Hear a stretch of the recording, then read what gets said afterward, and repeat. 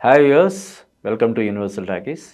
ఇప్పుడు మనం డిస్కస్ చేసుకోబోతున్నటువంటి అంశం సమంత మ్యారేజ్కి సంబంధించిన ఇది. ఇప్పుడు సోషల్ మీడియాని షేక్ చేస్తున్నటువంటి హాట్ టాపిక్‌గా అందరికీ తెలిసిన విషయమే. అంటే సమంత నాగ చైతన్య వివాహం చేసుకోవడం, తర్వాత వాళ్ళిద్దరూ విడాకులవ్వడం, తర్వాత నాగ చైతన్య శోభితను మ్యారేజ్ చేసుకోవడం.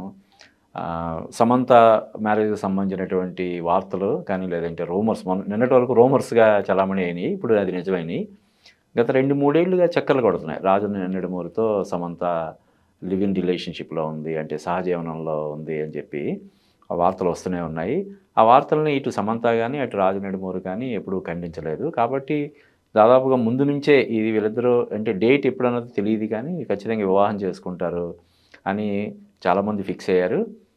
కానీ నిన్నటి వరకు కూడా వాళ్ళు ఇద్దరు కూడా అధికారికంగా ప్రకటించలేదు. ఇలా మేమిద్దరం వివాహం చేసుకోబోతున్నాం అన్న విషయాన్ని ఇటు సమంత గాని, అటు రాజు గాని ప్రకటించలేదు.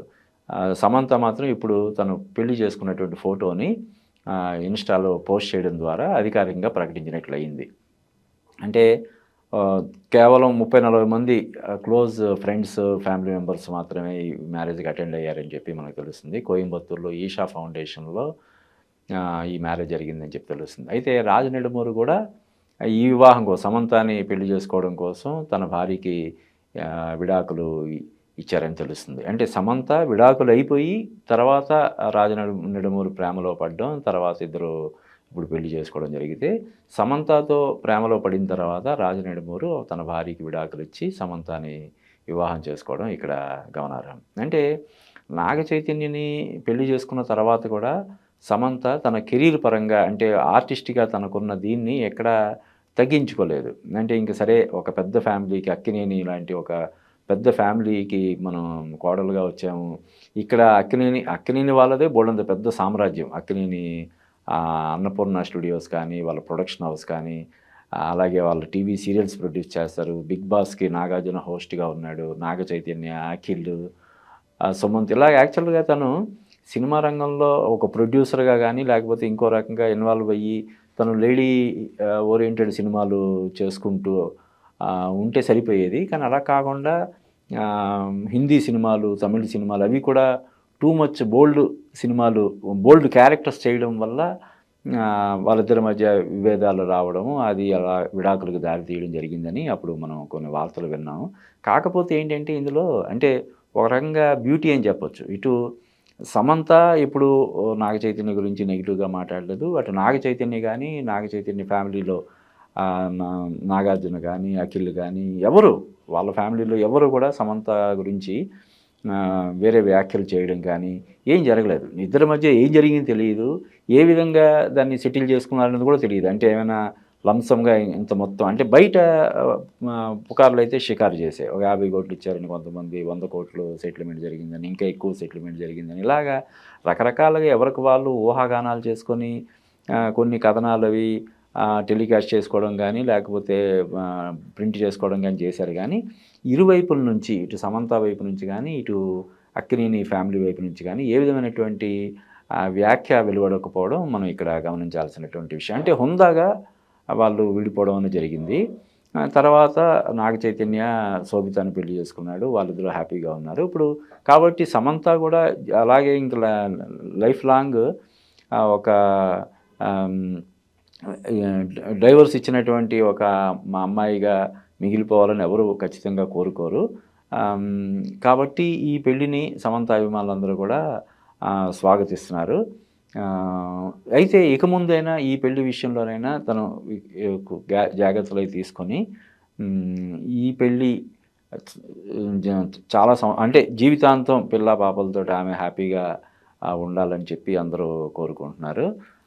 ఏదేమైనా నాగ చైతన్య పెళ్ళయిన తర్వాత సమంత మీద చాలా సానుభూతి చాలామంది వ్యక్తం చేశారు. తను హ్యాపీగా పెళ్లి చేసుకున్నాడు. సమంత మాత్రం పాపం ఇంకా పెళ్లి చేసుకోలేదు అని చెప్పి. ఇప్పుడు సమంత పెళ్లి అయిపోయింది కాబట్టి ఆ విధంగా కూడా సమంత ఫ్యాన్స్ అందరూ కూడా ఇంకా ఖుషీగా ఉండే అవకాశం ఉంది.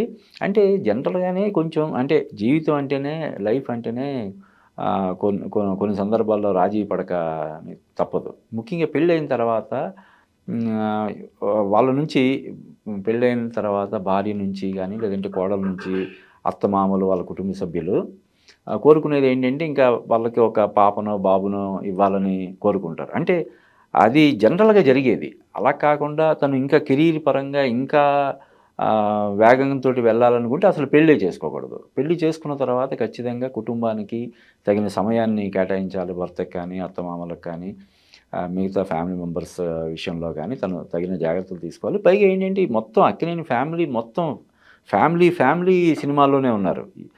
నాగేశ్వరరావు గారి మనవడు సుమంత్ గానీ, మనవరాలు సుప్రియ గానీ, ఒక వెంకట్ అక్కినేని మాత్రమే సినిమా రంగానికి కొంచెం దూరంగా ఉన్నారు. ఒకప్పట్లో ఆయన గూడా చాలా సినిమాలు ప్రొడ్యూస్ చేశారు. నాగార్జునతో కలిసి చాలా సినిమాలు ఆయన ప్రొడ్యూస్ చేశాడు. కానీ వేరే కారణాల వల్ల ఆయన బిజినెస్ వైపు ఉంటే, నాగార్జున వైపు నుంచి అందరూ గూడా దాదాపుగా వాళ్ళ